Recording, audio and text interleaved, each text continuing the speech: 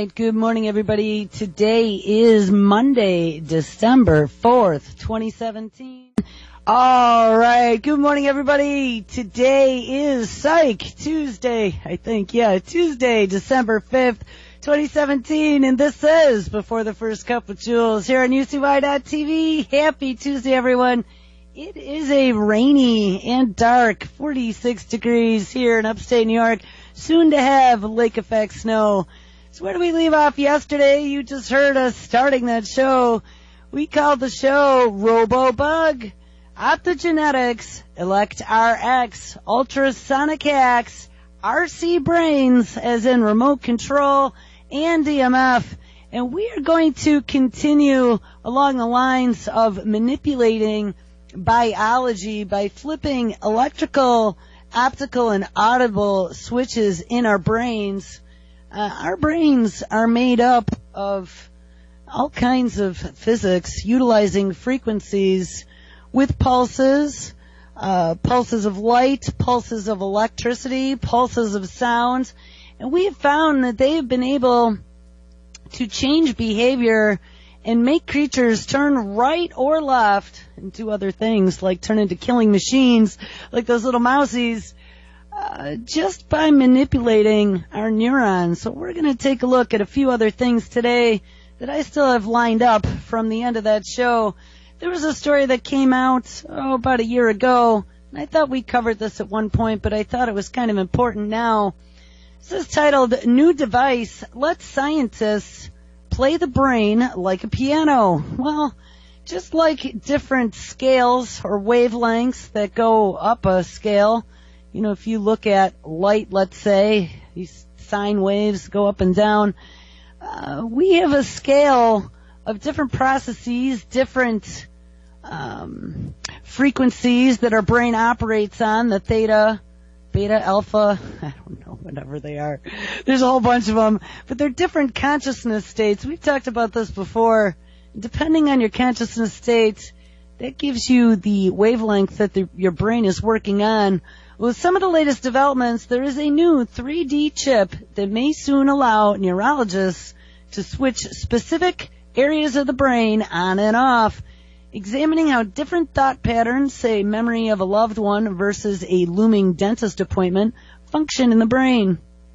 The practice of optogenetics already pairs light-sensitive genes with light sources that turn brain cells on or off, but to date, the light source can only affect one isolated spot in the brain, while activity usually involves a complex sequence of activations in different locations. So by implanting prongs that can emit light at different depths within the brain tissue, a new device is taking optogenetics into 3 dimensions that should enable much more flexible research, oh goody, of the Nanophotonics and Neuroengineering Laboratory at Brown University. Another long-term goal is to understand the specific sequences of brain activity that underlie disease processes. Remember, you want to be able to diagnose us with mental disease on a spectrum, or the brain's response to therapies. These patterns could then be used as a way to test efficiency of a drug or to develop better interventions for the disease. So they want to be able to push your buttons and play it like a piano. So we looked yesterday at not only optogenetics, but also sound. Ultrasound can be used to flip switches in the brain as well. And the story that we didn't get to yesterday at the end of the show was about this new chip that converts data that is stored as light, like pulses of light or flashes of light, whatever commands they want to put in there, whatever calcium ion channels they want to flip open. And they've been able to turn light waves into sound waves. Researchers at the University of Sydney, now think about this one for a minute, have designed a microchip capable of converting light waves into sound waves. This enables information stored as light to be slowed down and processed more efficiently. For the very first time, digital information in the form of light waves has been converted into sound waves and placed into a microchip. The conversion process allows the stored information to be slowed down, making it easier to manipulate with photonic circuits which are being developed for use in the microchips, which control data using light instead of electrons. This world's first was accomplished by a team of researchers at the University of Sydney, led by a doctoral candidate, Moritz Merglin, and Dr. Bridget Stiller, with the research published in the Journal of Nature Communications. Merkel and Stiller are from the ARC Center of Excellence for Ultra-High Bandwidth Devices for Optical Systems, and the team used the Australian National University's Laser Physics Center to design the microchip. These sound like two pretty smart cookies. Light is extremely useful when it comes to moving information across great distances. Fiber optics has always been the carte blanche of speed. But it is unbeatable speed is also its detriment, as it makes it difficult for computers and telecommunication systems to process that stored information. Speed isn't useful if the information cannot be processed, so that is why sound waves, rather than the conversion of light to sound waves, work so well here. This process shows that slows the information down long enough for it to be processed before it is converted again back into light waves and sent on its way. The information in our chip in acoustical form travels at a velocity 5 orders of magnitude slower than the optical domain. That is like the difference between thunder and lightning. Traditional electronic devices used in telecommunication networks and optical fiber networks, which is the stuff I used to work on, are vulnerable to interference, and yes, they are very vulnerable, and to length of cable, and are capable of producing excessive heat using too much energy. Implementing light and sound waves on a photonic microchip eliminates these problems. Photons are immune to electromagnetic interference, and there is no electronic resistance to produce heat. Additionally, with this process, overall bandwidth is increased, and data can always travel at light speed. So what do you think of them apples? Well, then I came across this, which was even more interesting. This was from a little bit earlier. That story was actually just very recent. Let me scroll up. September 18th, 2017, out of Futurism.com. Now, this one is May 19th, 2014, out of the University of Michigan in Ann Arbor. New T-ray technology converts light to sound for weapons detection and medical imaging.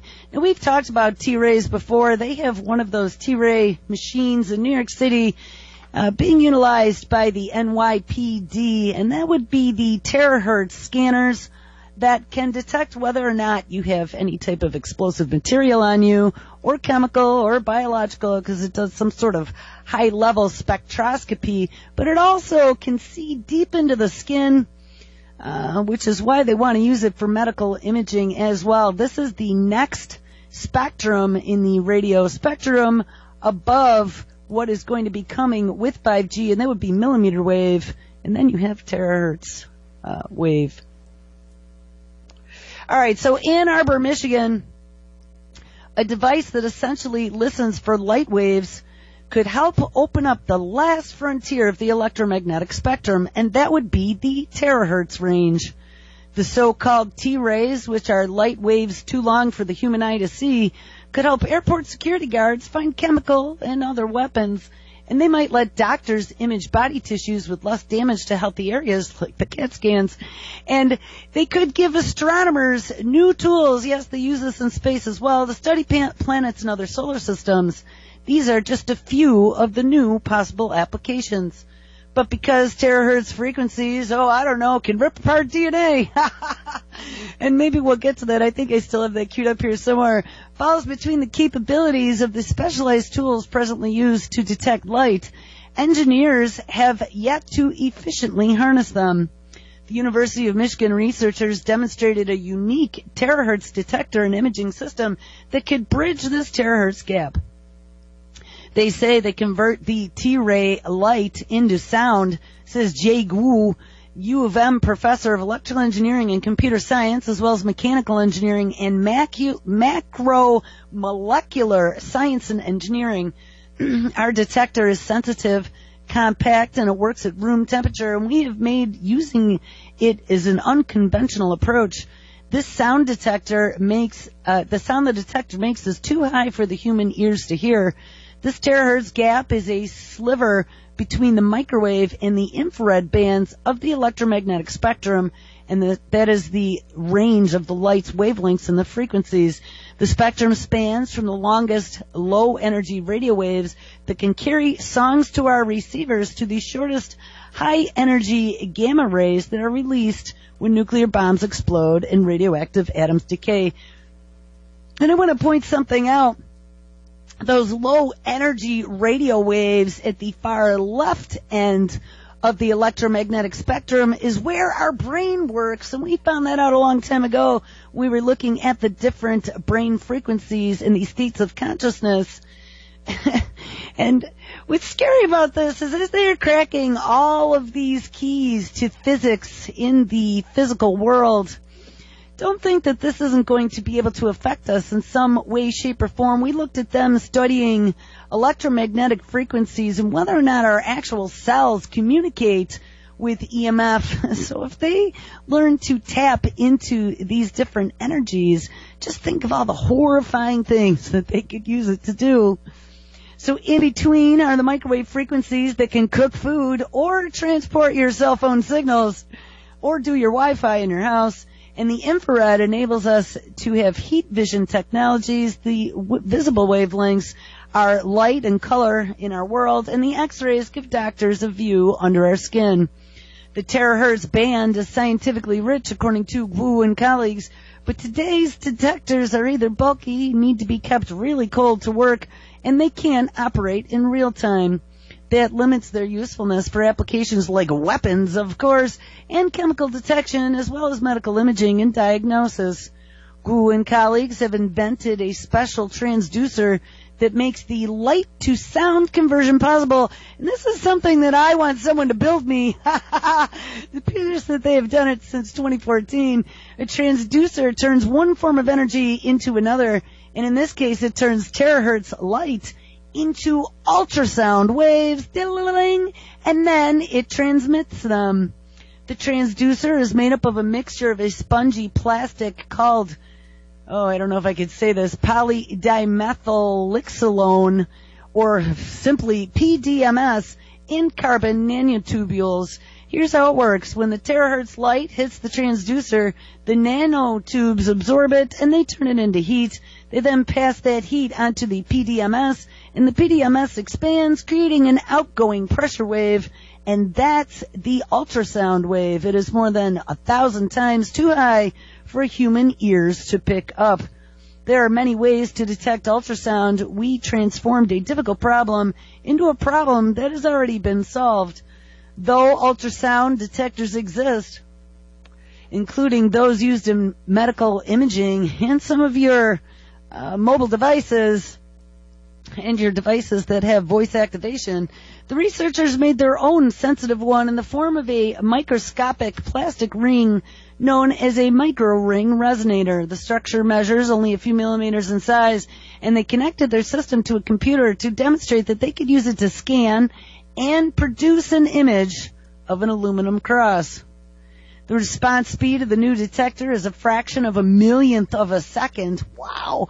Which Wu says can enable real-time terahertz imaging in many areas. Let's hope they don't put these suckers on satellites. And I think at one point I did see that there was something with Northrop Grumman that they were working on with DARPA to put some of these things into the sky. This system is different from other heat-based terahertz detection systems because it responds to the energy of individual terahertz light pulses rather than a continuous stream of T-rays, and because of this, it is insensitive to variations outside temperature. The study is efficient real-time detection of terahertz pulse radiation based on photoacoustic conversion by carbon nanotube nanocomposites, is published in the online feature of Nature Photonics. The research is funded by the National Science Foundation and the Air Force Office of Scientific Research, who also maintains Space Command. So, I don't know what to think of that. It's pretty interesting. They can turn terahertz waves into ultrasound and then pump light as sound.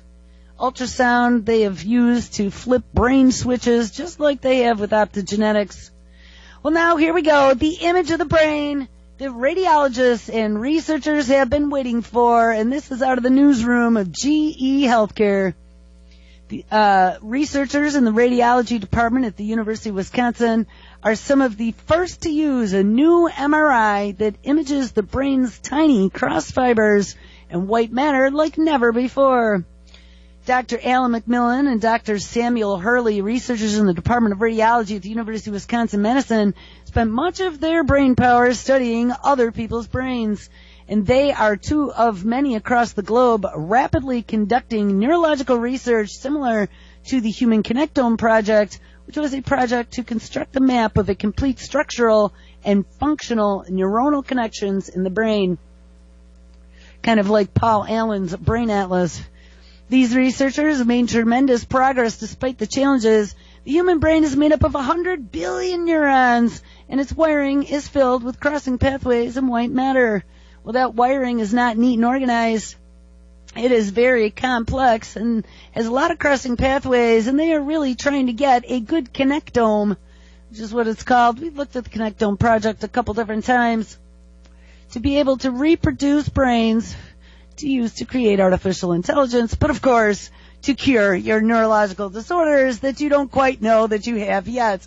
So you get on your EEG to do things such as wireless thought typing. So anyway, to be able to get an accurate picture of how the brain regions talk to each other and how they are wired together, we need to be able to see those crossing fibers and where these connections are going. That is why researchers and radiologists have been eagerly waiting for the ability to capture an accurate picture of the brain that visualizes the tiniest details of these crossing fibers and all the white matter so they can better understand and help treat disease and injury. To date, for example, there is no conclusive test to diagnose traumatic brain injury.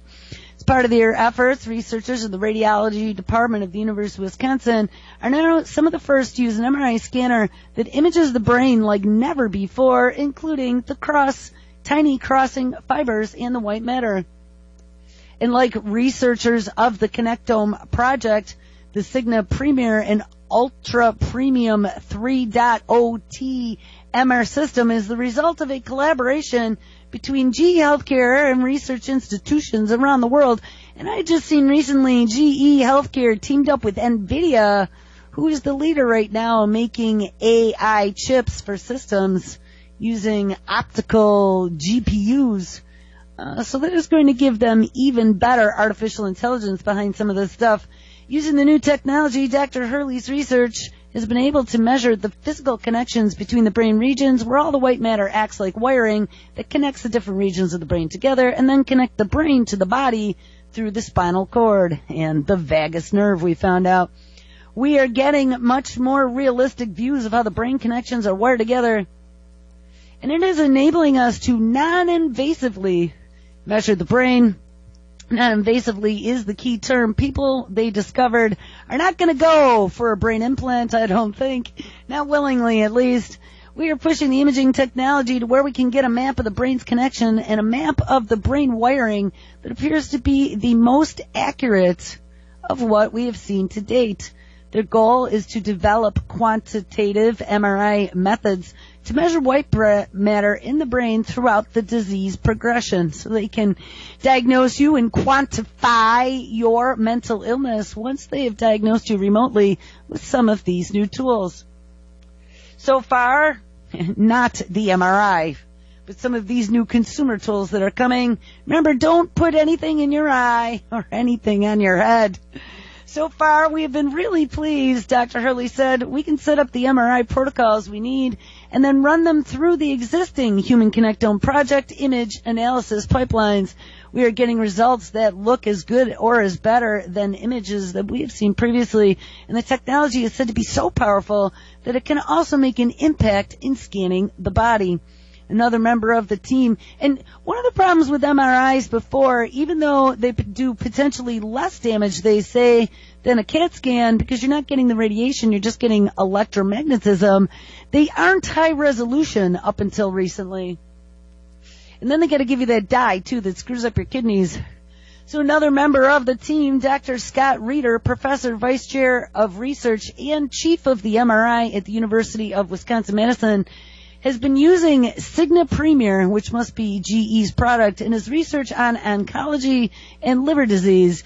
This is because it also features an industry-first lightweight coil that lays like a blanket on the patient, an innovative take on the traditional bulky, heavy, rigid coil used in the MRI scanner. Air technology, a new suite of RF coils, enables total freedom in the coil positioning and the handling of an MRI scan, and is 60% lighter, benefiting both the patient and the technologist compared to traditional coils. Remember, this is like an advertising piece that GE put out for themselves. The first images of a new MRI that images the brain and the body like never before, tiny crossing pathways, white matter and all, were shown for the very first time on Lab Invaders Episode 3, which is a series live on Facebook when the engineers took a camera inside of the lab at GE Healthcare to show a behind-the-scenes look at how they made this invention a reality. They even scanned one of their own brains. Actually, there's a video here. So as they're getting higher and higher resolution images of our brain, and they are finding ways to use sound and light and electricity with transcranial stimulation to be able to alter chemical and electrical pathways in our brains, the U.S. military is now testing mood-altering, AI-controlled brain implants in humans. Yes, I said it.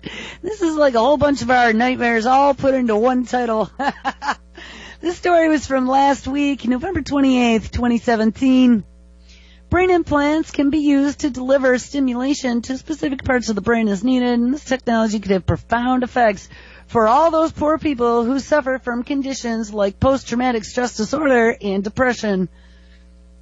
Currently, our favorite love-to-hate DARPA is funding 2 teams which are running preliminary trials of brain implants. They use specialized algorithms to detect patterns linked to mood disorders. Okay, Johnny, you're a little bit of oppositional defiant disorder. We'll just take care of that. These devices are able to deliver electrical pulses that can supposedly shock the brain into a healthier state. Remember, DARPA spent a lot of time working on that ElectRx program, trying to find all kinds of different ways to physically manipulate brain circuits.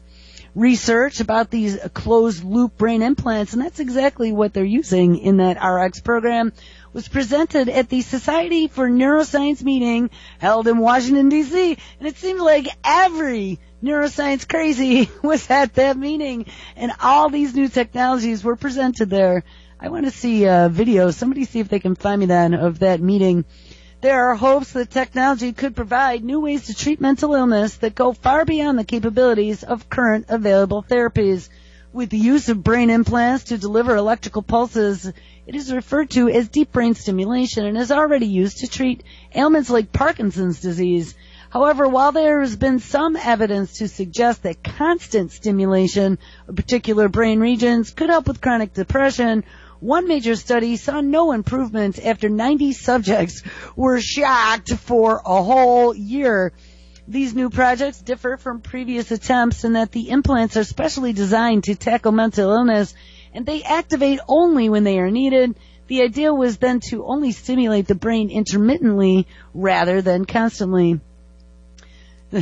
So while the end goal for this research is to develop new treatments for conditions like depression and post-traumatic stress disorder, the research group based at the University of Southern California is currently working with people who suffer from epilepsy.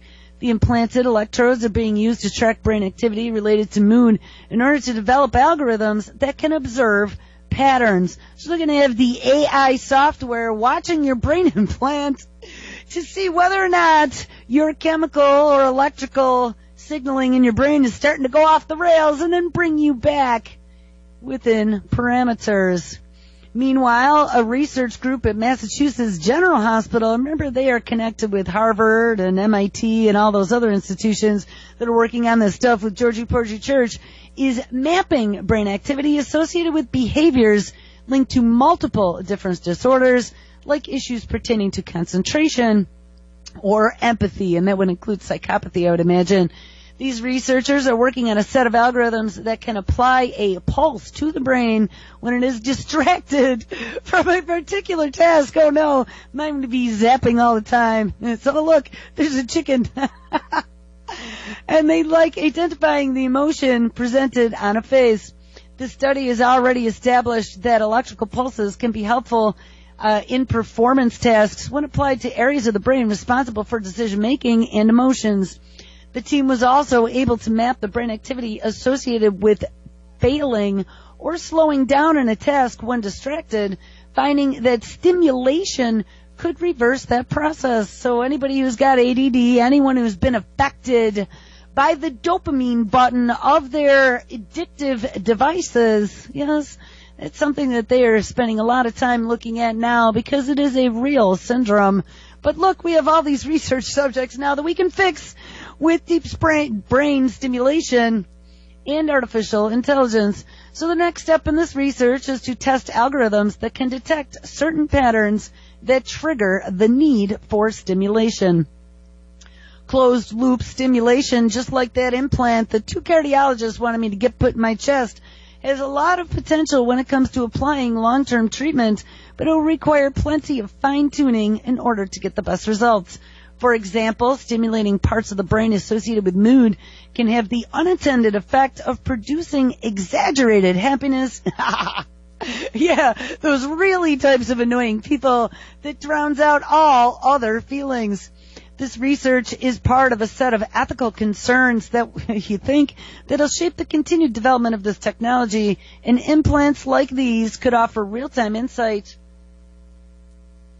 into someone's emotions and their moods, and being able to manipulate, that's a key phrase right there, manipulate those feelings carries moral obligations. They want to be able to manipulate our brains like remote control, maybe even by thought control, like we saw them do in an experiment that they were doing with mousies. This research has the capacity to do some real good or some real bad, and it is important that it is developed ethically with these issues and these deep, dark things that could happen in mind. So I came across a few interesting stories this morning in one of my email feeds from Google Alerts on neurons.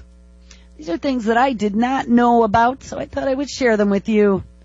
ScienceDaily.com says neurons have the right shape for deep learning.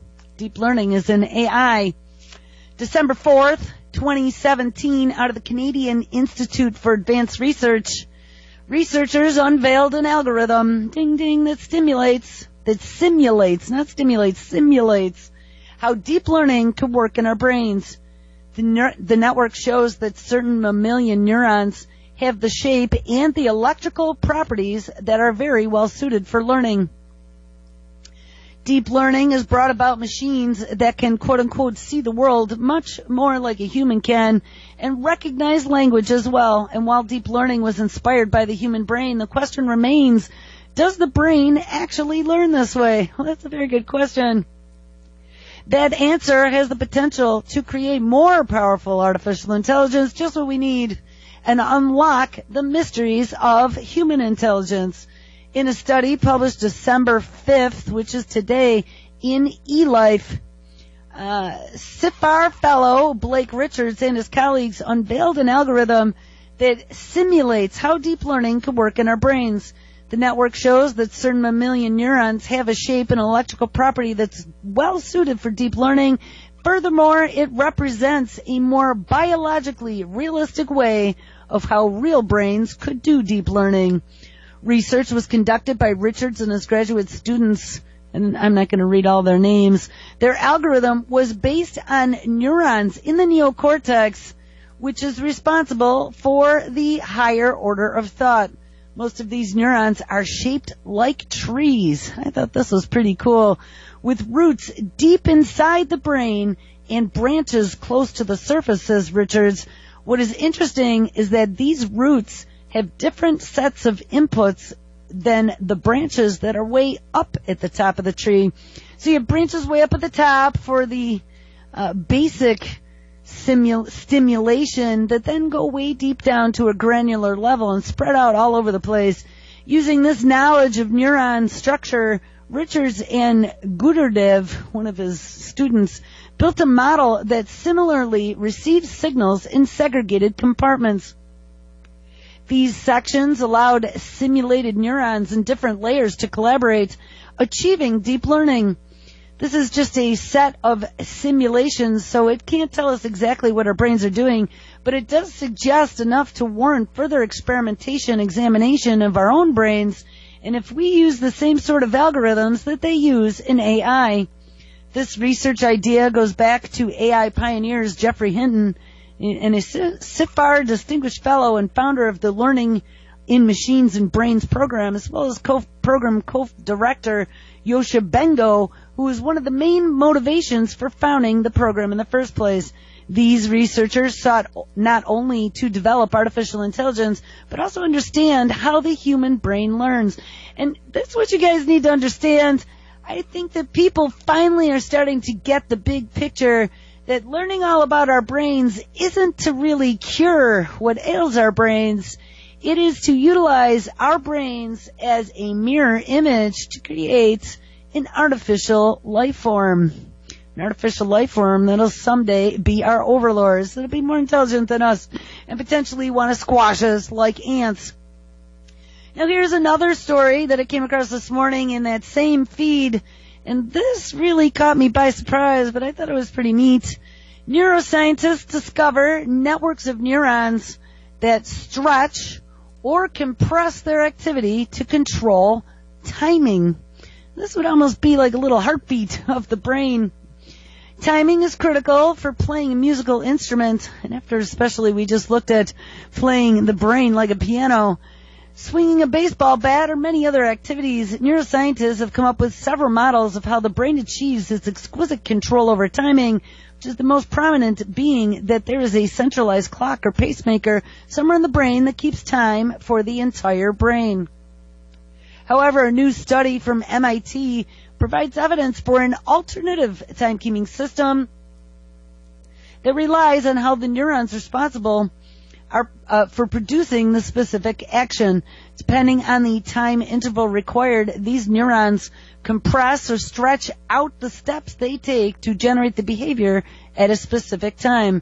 What we found is that it is a very active process, and the brain is not just passively waiting for a clock to reach a time at a particular point. MIT postdoc Jing Wang and former postdoc Navika Niran are the lead authors of the paper, which appears in the December 4th issue of Nature Neuroscience. Graduate student Ingabal Hosseini is also an author on the paper. One of the earliest models of timing control, known as the clock accumulator model, suggests that the brain has an internal clock or pacemaker that keeps time for the rest of the brain. A later variation of this model suggested that instead of using a central pacemaker, the brain measures time by tracking the synchronization between different brain wave frequencies. Now, I thought that was kind of cool. So it's playing your brain like an orchestra. So it really is like notes on a piano. And although this clock model is intuitively appealing, they don't match well with what the brain does. No one has found evidence for a centralized clock, and Jaziri and others wondered if parts of the brain that control behavior that require precise timing might be performing the functions themselves. People now question, why would the brain want to spend time and energy to generate a clock when it is not always needed? And for certain behaviors, you need to do timing. So perhaps the parts of the brain that subserve these functions can also do the timing themselves. To explore this possibility, the researchers recorded neuronal activity from 3 brain regions in animals as they performed a task at 2 different time intervals, one at 850 milliseconds and one at 1500 milliseconds. The researchers found a complicated pattern of neural activity during these intervals, and some neurons fired faster, some fired slower, and some that had been oscillating began to oscillate faster or slower. And however, the researchers' key discovery was that no matter the neuron's response, the rate at which they adjusted their activity depended on the time interval required. At any point in time, a collection of neurons is in a particular neural state, which changes over time as each individual neuron alters its activity in a different way. To execute a particular behavior, the entire system must reach a defined end state, and the researchers found that the neurons always traveled the same trajectory from their initial state to their end state, no matter the interval. The only thing that changed was the rate at which the neurons traveled this trajectory. That's pretty damn cool. So when the interval required was longer, the trajectory was stretched, meaning that the neurons took more time to evolve to this final state. And when the interval was shorter, the trajectory was compressed and it actually happened faster. Now, speaking about things happening faster, if I can get this page to load. Hello. I'm afraid to hit enter because sometimes that'll put me into lockup, but let's see what happens. All right, this is out of International. We're gonna sing. Da, da, da, da, da. I gotta remember my favorite song. Uh-oh. All right, this is out of the International Defense, Security, and Technology publication, abbreviated IDSTCH.com. Quantum machine learning promises exponential speed up of internet searches, fraud detection, face detection, and brain mapping. Well, thank goodness. Quantum computing and quantum information processing is expected to have an immense impact on performing tasks too hard for even the most powerful conventional supercomputer, and has a host of specific applications from code breaking and cybersecurity to medical diagnostics, big data analysis, and logistics. Machine learning is a subfield of artificial intelligence which attempts to endow computers with the capability of learning from data so that explicit programming is not necessary to perform this task. Machine learning algorithms allow computers to extract information and infer patterns from recorded data so computers can learn from previous examples to make good predictions about new ones. Machine learning has now become a pervasive technology underlying many modern applications, including internet search, fraud detection, gaming, face detection, image tagging, brain mapping, check processing, and computer server health monitoring. However, both training and execution of large-scale DNNs, I'm not sure what that is, dynamic neural networks, requires a vast amount of computing resources, leading to higher power requirements and communications overhead. Quantum computers running on a subatomic level using quantum bits or qubits can represent a 0 and a 1 at the very same time, so making it much faster. Processor using qubits and using physics as well.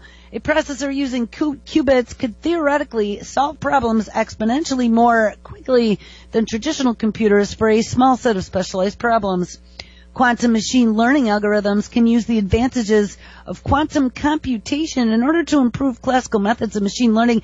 I just read IBM had some new quantum computer they were working on with one of the military divisions. I don't remember which one. And it was fastest quantum computer that they had ever seen. So put on a seatbelt. China's been working on this as well. Quantum machine learning algorithms can use the advantages of quantum computation in order to improve classical methods of machine learning, for example, by developing efficient implementations of expensive classical algorithms on a quantum computer. Scientists have trained a quantum computer to recognize trees, a step towards using such computers for complicated machine learning problems like pattern recognition or computer vision. And for example, a team member, I'm not even going to try this, Rakamishira Nimina, an earth scientist at NASA's Advanced Supercomputing Division in Mountain View, California, says that the study lays the groundwork for better climate forecasting. Of course, it's all about climate forecasting because of climate change. By poring over NASA's data satellite imagery, quantum processors could take machine learning approaches to uncover new patterns in how weather moves across the world over a course of weeks, months, or even years, he says. Say you're living in India, you might get an advance notice of a cyclone 6 months ahead of time because we see a pattern of weather in northern Canada. Researchers from Caltech and the University of Southern California report the first application of quantum computing to a physics problem. By employing quantum-compatible machine learning techniques, they developed a method of extracting a rare Higgs boson signal from copious noise data.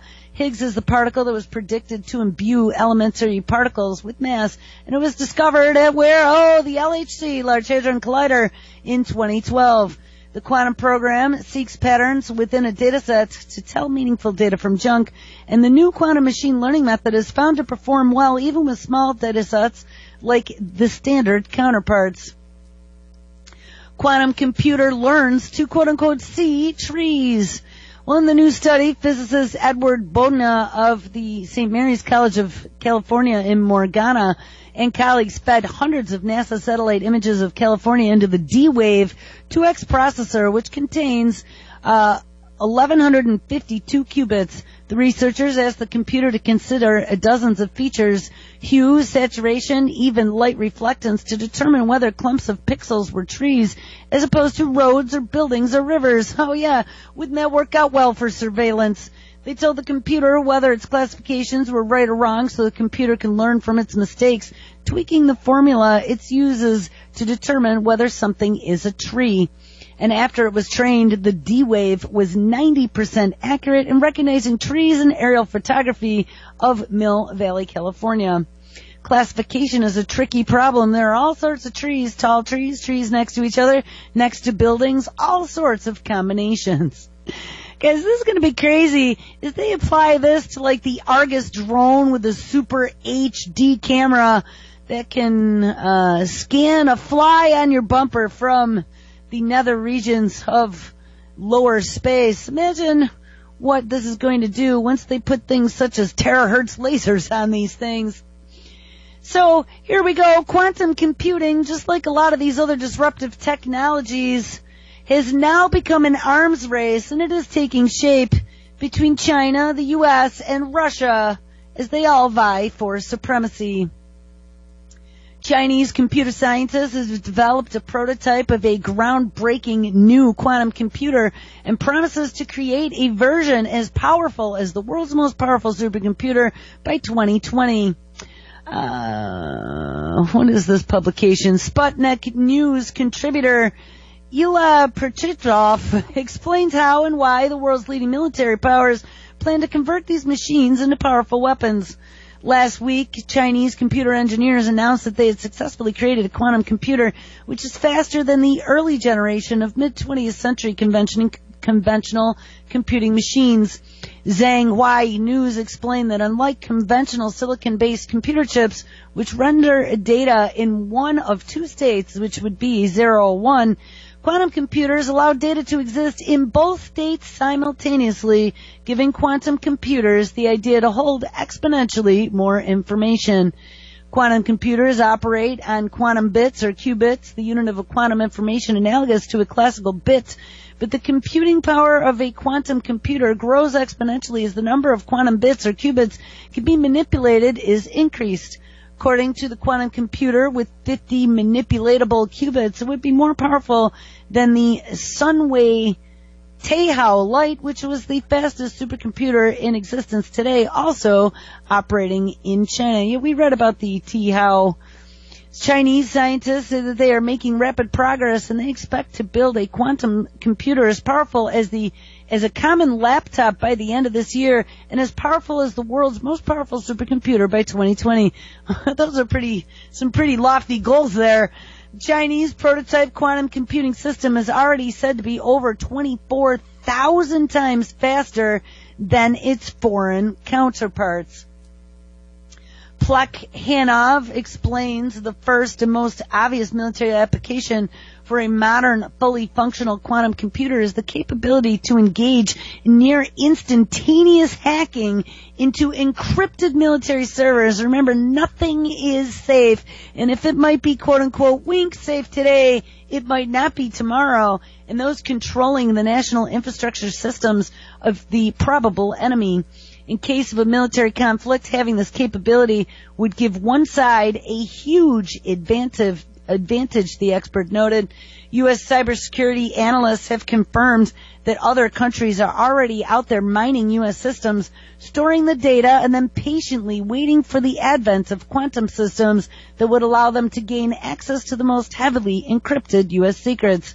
The speed of data computation and processing, which quantum systems will allow for, will also, quote, significantly improve the work of unmanned and autonomous military vehicles to which the conduct of military operations will be entrusted in the foreseeable future. Plekhanov explained that quantum computers will also be used at various stages of the design of new weapons, new materials, and even in the development of new strategies for warfare, including AI, and battlefield projections naturally are another area where quantum computers can be applied, where they start running war games in virtual reality. Ray Johnson, the former technical director of Lockheed Martin, once said that quantum computers would be able to predict how satellite software behaves following a solar burst in the sun or a pulse from a nuclear explosion, something that is currently either very difficult or almost impossible to do. And with the possible benefits of quantum computing self-evident, Plekhanov noted that multiple players, including Russia, China, the United States, Canada, Japan, Israel, and Europe, are all striving to get the upper hand, with China and the U.S. battling for the top spot. Vic Stein did not offer any further details, but late last year, two leading Russian quantum computing researchers at the Institute of the Russian Quantum Center and the Mises National University of Science and Technology also announced the creation of a joint project known as Quantum Center, which aims at combining their efforts to create quantum computers. A quantum computer specifically for military applications hasn't gone without notice either. Plekhanov noted last year the Russian State Atomic Energy Corporation, called Rosatom, founded in the Foundation for the Advanced Study in the Ministry of Education and Science, signed onto a joint 3-year project on the development of a quantum computer. Rosatom's Nuclear Weapons Research Institute at the All Russia Research Institute of Automatics, has been charged with taking the lead in organizing this project. This is just lots of long strings of names and words. U.S. experts have compared victory in the creation of the world's first most powerful quantum computer with the moon landing, so this is another Sputnik moment, and added that the loss in quantum computing race would be much more severe than the consequences of losing the race to the moon. Wink. In a recent interview for National Review, Dr. Chad Rigitti, a former member of IBM's quantum computing research division and now CEO of his own company, Rigitti Computing, emphasized that, quote, computing superiority is fundamental to long-term economic superiority, safety, and security. So it's all a matter of national security. In the U.S., Rigetti says, must have a strategy that views quantum computing as a way to regain America's superiority in high-performance computing. Last year, for instance, White House officials admitted that Washington's superiority in computing technology was under siege and that more investment was needed specifically in the area of quantum technologies. Science education figures are indicative, Plekhanov noted, and currently the U.S. educational institutions produce just over 500,000 graduates in science, technology, engineering, and math. In China, that figure is 4.7 million a year and growing. Wow. Europe is focusing on the creation of its own quantum computing over the next 10 years, investing equivalents of $1 billion into its quantum technologies flagship program. And meanwhile, U.S. state-based spending in the field of quantum developments is currently less than $200 million. Remember, they're going to use this for brain imaging and things like that also. Now let's get to one other story. Since we were talking about flashes of light and quantum computers and sounds and physics, this is out of Engadget, November 5th, 2017, so exactly a month ago. Corkscrew light beams could lead to practical quantum computers. And there's an image here of a corkscrew light beam. And I thought to myself, well, I have seen that image before. Where have I seen that image? Well, I've seen that image in a few different places. One was with a physicist who was working on trying to create a real time machine, and he found that by using high-intensity lasers and mirrors, he could bounce the mirrors around inside of a tube to create a vortex of light, and he thought that might be a secret. But also in this picture, with this vortex of light that is being created, coming down a funnel almost, but like a tube around the edges in a spiral looking very much like DNA, and then opening up on the bottom to a big, this one is a fluorescent green spiral. I thought to myself, oh, the Norway spiral. Yes, it looks a lot like the Norway spiral. And we did actually mention CERN in one of these articles as well. So who said that light only had to travel in boring waves or particles? Well, not Harvard.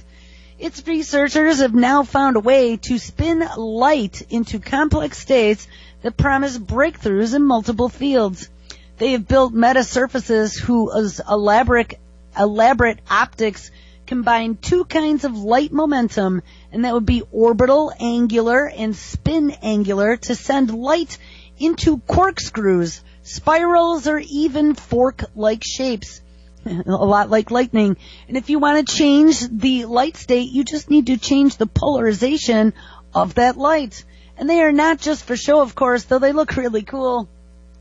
The research team envisions these complex light states for being very useful for quantum optics and data, which could also help quantum computers become a practical reality. They could also lead to high-powered imaging where a hole in the center of the light vortex could be changed to refocus on a subject. Oh, that's pretty interesting as well. And it could also lead, like a big eye in the sky, it could also lead to better free space optical communication that can transmit through turbulent air by making, in essence, a wormhole and other conditions that scatter light. While this is very early days for this exotic light manipulation, it could prove instrumental to computing in the long run. And that's where they leave the story. They didn't even go to some of the scary implications. I mean, literally, if they could manipulate this and make something stable where they could send information down the center, that literally would be like a wormhole. How long would it take for them to convert matter to light or light to matter? I thought we just read a story where they had actually done that.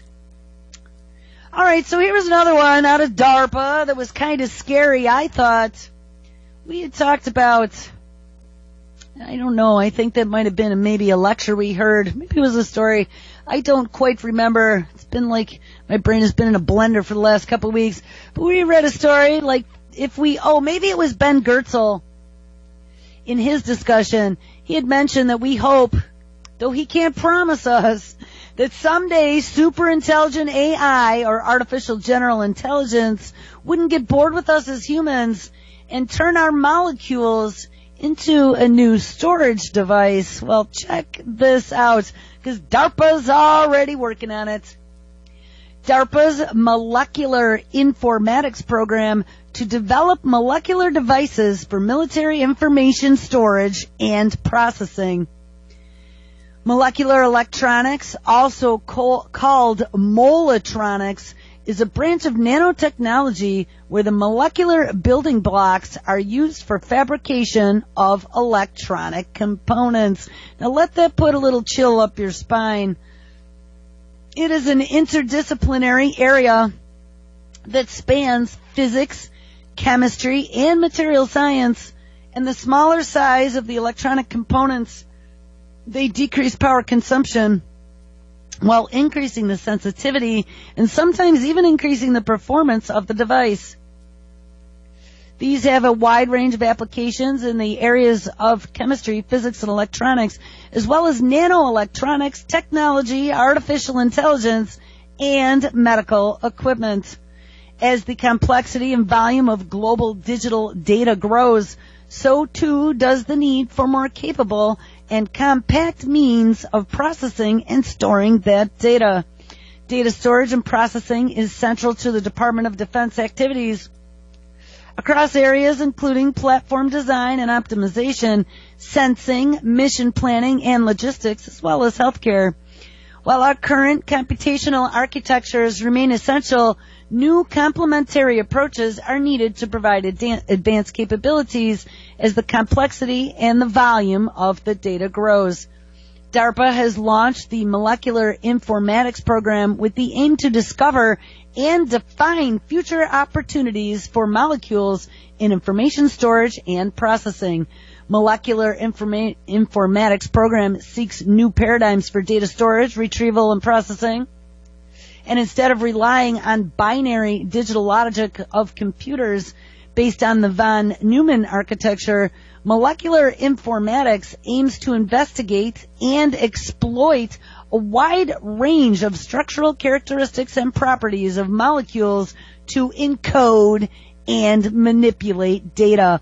Remember a while ago we had looked at them utilizing DNA as a storage device, and if they encased it in glass, it could hold data for millions of years. Guys, this is just more warping of the biology that makes up our planet and turning it into a big machine that can be manipulated and used by the powers that be. And you know what? I don't have my bumper on, so we might not have any music coming. But I'll tell you what, I got about, 10 more seconds here